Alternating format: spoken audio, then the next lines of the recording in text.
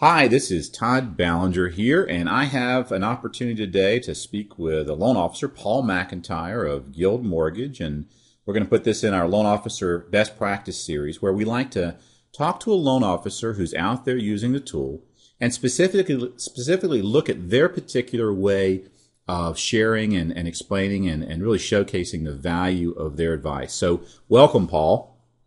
Thanks, Todd. Appreciate you having me. Hey, I know your voice has been giving you a challenge, so I really appreciate you taking the time today to chat. And what I'm going to do is let you kind of set up. You shared with me that you had a situation with a client, or I should say a prospect that was working with a competitor. You had an opportunity to bring that client over and really have a shot at talking to him, and maybe you kind of set the table for everyone as to what was going on and how you went about handling this particular scenario. Sure, and thanks very much for the introduction, Todd. This is probably one of the ideal scenarios that we all wish we had, right? I share an office. Every once in a while, I pop in to help out with a realtor partner of mine when they have clients.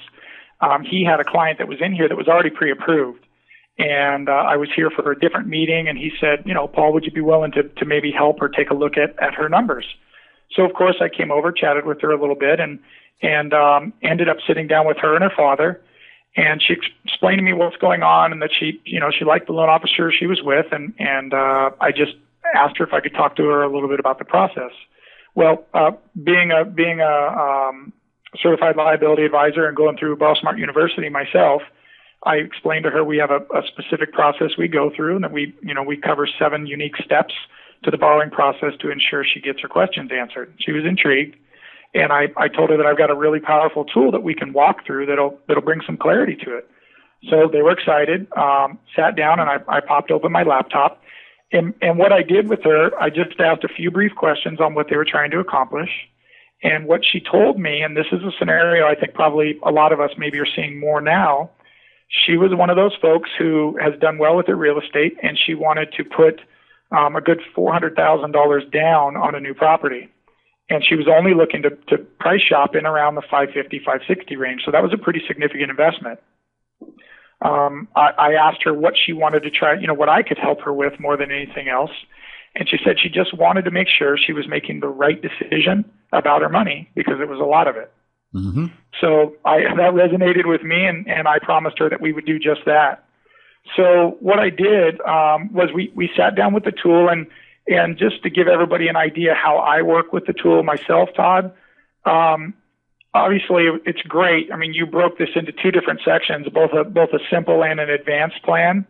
And I always start with the simple, just because sometimes just keeping things really basic is easier for people to grasp rather than getting all crazy. Mm-hmm. So what I did was I just created a real simple profile with her right there on the spot, just typed in basic information, created a new plan, which all of you I'm sure know how to do. I asked her what price range she was shopping in, and her current approval was for 565 contract price. So I entered that in, gave the plan a title.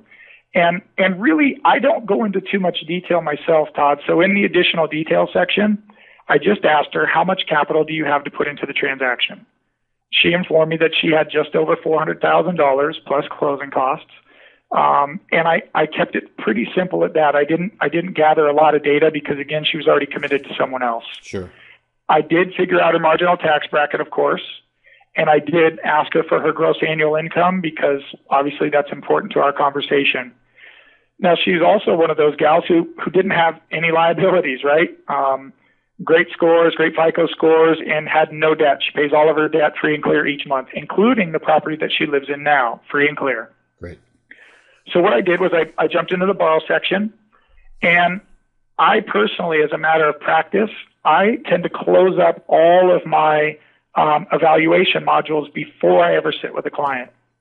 And the reason I do that is, 1, because it's easy for me to get distracted, and 2, I want the client to focus on the process that we go through to arrive at their clarity.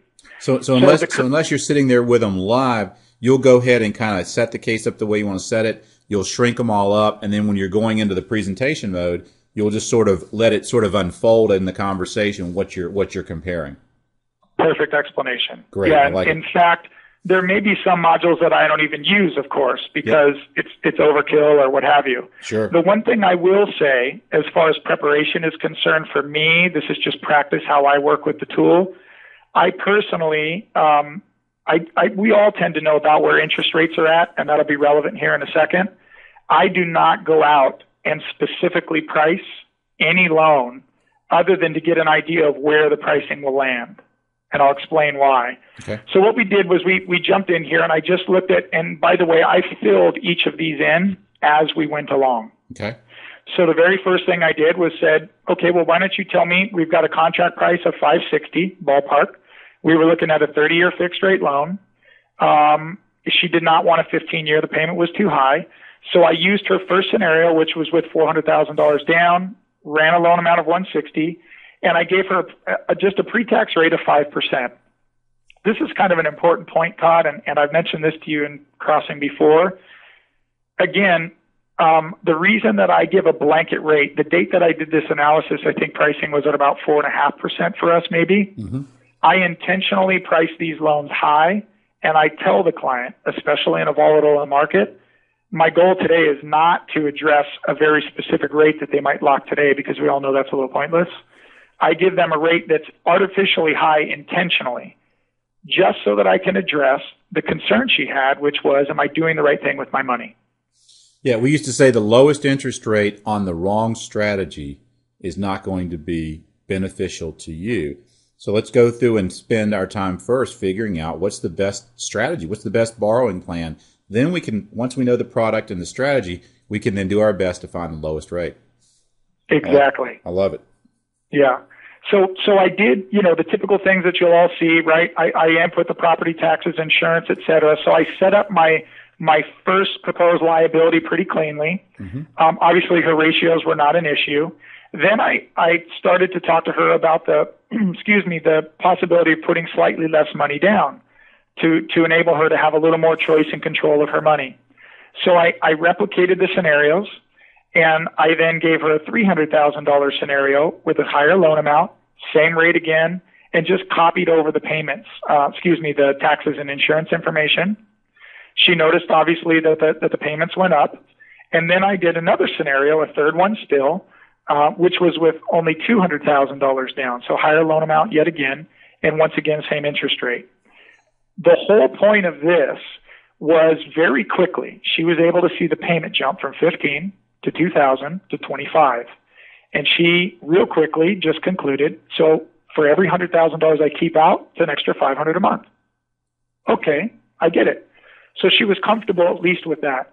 As far as transaction costs, what I did was took the next step and said, let's just address some of the costs because they are going to factor into what you're doing with your cash.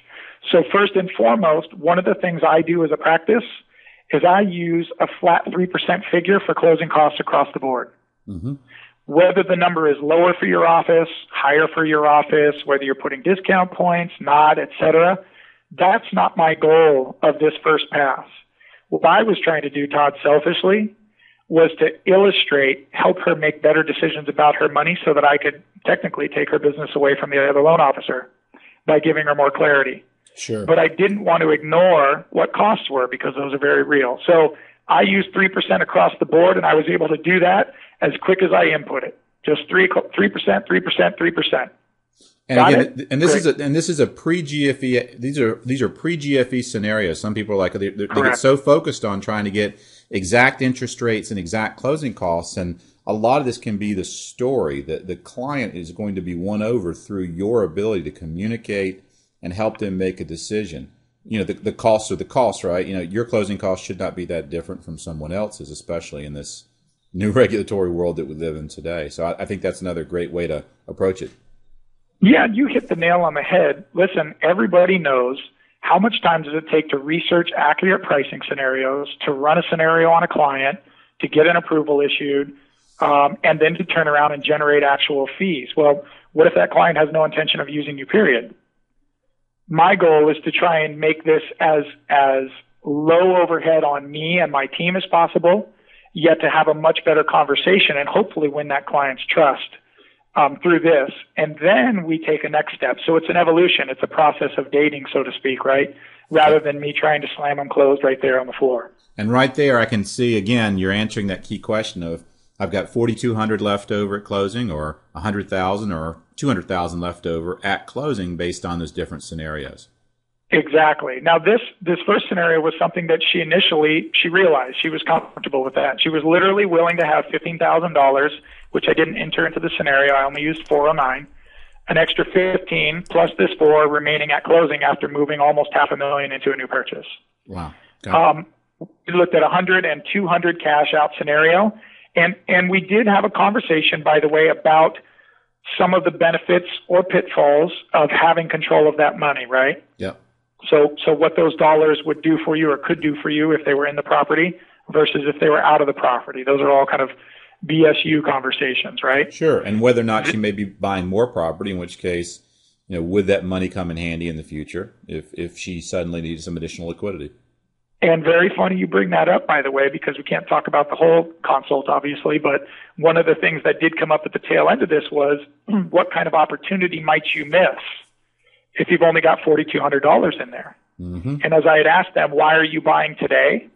They both looked at me squarely and said, this is probably the best buying opportunity we're ever going to have. Yeah. So by the time that conversation ends, she realized an extra $100,000 or potentially $200,000, I might actually be able to buy even another piece of property. And so you can show her, you can show her here the real pre-tax or after-tax cost of that money.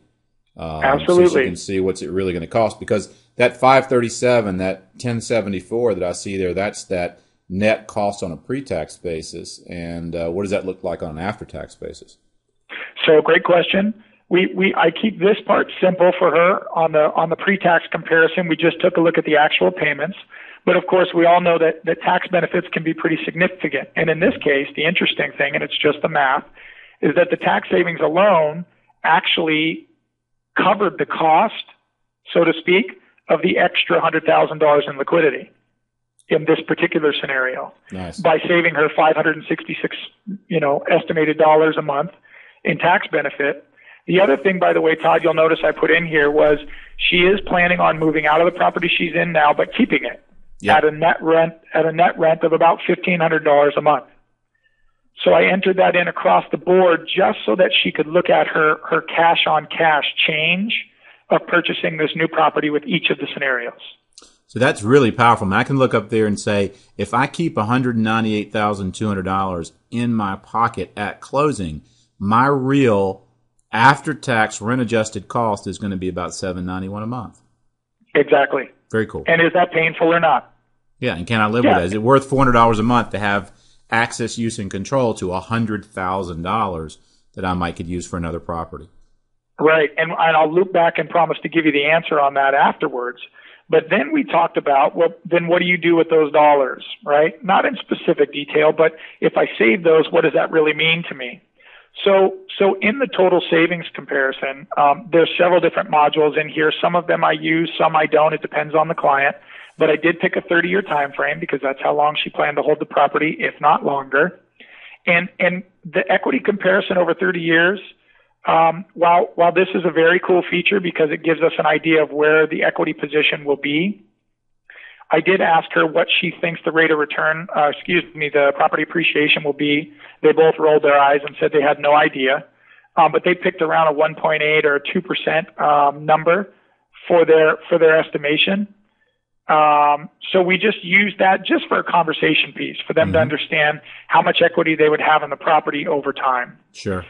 In terms of, and I'm just going to collapse this real quick so everybody can see this easier, the payment comparison over 30 years, that was a little bit of a big deal because she wanted to understand, well, what's it cost me to borrow more money, right? If I keep more cash liquid, what does that dollar monthly difference look like to me over term? Well, over the 30-year term, it certainly will cost more because you're borrowing more money. So you're going to have an increase in interest expense. You'll also have an increase in tax benefit. And you're going to pay more in principal payments, et cetera. So very simply, she could see the increase in cost. And she wanted to look at what the difference was in terms of savings, because one of the things we discussed was if we keep those dollars separate. Now, by the way, Todd, I intentionally, and you and I've chatted about this before, I didn't go into prepayment comparison very much for her. And the main reason being, I have a strategy that I use in terms of bringing the client back for repayment I'll go into. Okay. But rather than prepayment, I went straight into savings. Now, I asked her specifically what she thinks she could yield on an after-tax savings rate. So she told me that she could probably get about 3 or 4% she feels like on her money. Fair enough. We did talk about the national average and what she might expect in the open market if she was willing to take a little bit more risk. The great thing is, real simply, I could slide up to, call it 6% after tax, which is probably a little more realistic historically, wouldn't you say? Yeah, over a 30-year time period, sure. Yeah. So obviously, when we move to 6% after tax, you'll notice that the months to debt free here change significantly. Mm-hmm. You chop off a full extra 10 months from 65 to 76 if you do that. But I kept her scenario the same. I dropped her back to around 4% just real quick. And what she was able to see, and we could illustrate here with just the touch of a button, was if she has an opening balance of $4,200, what that equates to over time versus the payment savings she'll have by putting all that money in. So she saw the savings and interest over time on option 1, option 2, and option 3. And she realized what the average monthly savings would be if she was to use each one of those options. But most importantly was the debt free, right? Because she wanted to know how quickly might I be able to pay this property off and consider purchasing another property or not be liable for this. And it's important to point out when someone says, when you see the word average monthly savings and you see a negative number like that, what the software is actually doing is it's calculating the total payments that she would be making over time. It's looking at her appreciation. It's netting it out. And it's saying, this is an expense for her. This is a new property she's buying.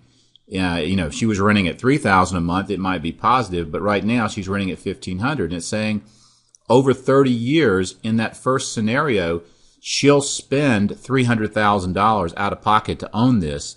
That's an average of $834 a month. And in the second column, she'll spend $281,309 out of pocket to own this property, which is an average of $781. And in the third column, she'll spend $262, which is an average of $729. So it's taking that cash and that growth and the cash flow. It's doing all that math for you. And it's actually saying it's not a huge difference, but it's going to cost her $262 in that third scenario or $300 in that first scenario over time. So if you're looking to reduce her cost to the lowest possible cost of ownership, the lowest possible cost of ownership in this scenario is that third column. Yes, sir. Yeah, very well said. Better than I ever could. So thank you. Just to kind of to catch up to the tail end of how I closed the ribbon on this, we did move some of these numbers around a bit. At the tail of this, and after the conversation of extra cash, they definitely got it. What I sent them away with was a plan. I did jump into the present tab. And I explained to them before I did that, actually, that I have a specific process. If they work with me and they choose me as their advisor, not only will we narrow this plan down, meaning select me as your choice, and what I will do is I will revise this plan tighter so that we can adjust what your final expectations are on the loan. And then I showed her real quickly the advance plan. And the reason I did that was I wanted to be able to show her in the repayment phase that we have a very specific strategy for bringing her back in. Sorry, let me jump in here real quick. Yeah, just slide the time frame over. It's on 0 years. Gotcha. Slide that out to 30 and it'll match up with your Thank you. So what we do is I told her if she comes back in later, usually 30 days after close, what I'll do is I'll walk through and we'll optimize her repayment structure. So they had asked me what might happen with those extra dollars, what they might do differently. And I told them after we close, that's where our relationship begins really. 30 days later, when she's adjusted to owning this new property and what the outflows are going to be cash flow wise, we can sit back down and we can optimize this strategy to see if we can accelerate the payoff. Gotcha. They really like that. That's great. Yeah, so I bounced back to the simple plan, jump into the present tab. Right while she was here, I was able to network with the office. I picked the repayment page, and I knocked off cash flow because she doesn't really have a lot of liabilities anyway. Selected the PDF, and then just printed her a report that she left with. So in closing, here's what the net effect was, Todd. She emailed me the following day, thanked me very much for the time and the effort that I spent with her and her father. It was far more than she expected. They talked about the dollars out. Initially, she only wanted $50,000 after the conversation, but with a little more mulling over, decided she liked $100,000 liquid so that she had more protection, a little more control. So she changed her expectations on the loan and told me, and we've selected you to be the advisor of choice. We're very excited to work with you. Fantastic. So she ended up taking the middle column of the three that you provided her, not getting all the way to the right and getting so aggressive that she borrowed the largest amount, but she went with the center amount and she chose you. And that's the key takeaway here, right? That's the win. And literally to work the plan out, it took me, as you see, just literally a few minutes, and it was more conversation, and they're coming to the realization of what they needed to do. So you get a new client and you got a potential revenue stream because this particular client seems like they're in the business of buying real estate, which is going to create some opportunities in the future. And anytime you win a transaction over another loan officer with a realtor, that says a whole lot too, that client was impressed enough by you to want to move their business to you from someone they were already pre-approved with. That doesn't hurt down the road when you're working with those realtors in the future. Amen. And the reward for him was saying he didn't have to bring me up. He could have just taken the letter, taken the approval, and moved on, but he chose to step out and say, hey, Paul's here. Would you be interested in having a chat with them and having a second look at your numbers? Sure. And like you said, the reward is... You made your referral partner look good. That's right. And that's fantastic. Well, man, this has been great. We've learned a lot here. We've seen how you transitioned and turned someone around, and I really like the approach of starting out, keeping it simple, building the plan and sort of letting it unfold for the client. And then again, I don't know if people notice, but you're giving them a small part of the plan, enough to go back and look at the numbers, but you're not giving them everything. You're still holding back, some of the advanced stuff. You're not giving them the repayment strategies and things. You're saying, become my client, and these are some of the things that we'll work with together in the future. And those create new selling opportunities, because you may very well find as you sit down with her that primary residence she's got today that's paid off might be worth $500,000. Maybe it makes sense today to refinance that and cash out $100,000, $200,000 to give her some more liquidity and take advantage of these low interest rates. You just never know what will come out of those conversations. Yeah, and everyone's busy, Todd, right? All loan officers these days, hopefully, are busy. So investing massive amounts of time, effort, and energy in somebody who may or may not commit to you is important. It's a good allocation of your time to, I think, keep it light, simple, straightforward. And I think the client leaves thinking, wow, I just got the tip of the iceberg with this fella. There's a whole nother level of what he can provide me in terms of guidance and counsel and this great tool, and I need to come back to the well. Fantastic, Paul. I really appreciate your sharing your experience and wisdom with us today, and I think it's a wonderful story, certainly a happy ending. Awesome. Thanks, Todd. Appreciate all you do. Take care, man. Take care. Bye-bye. Bye-bye.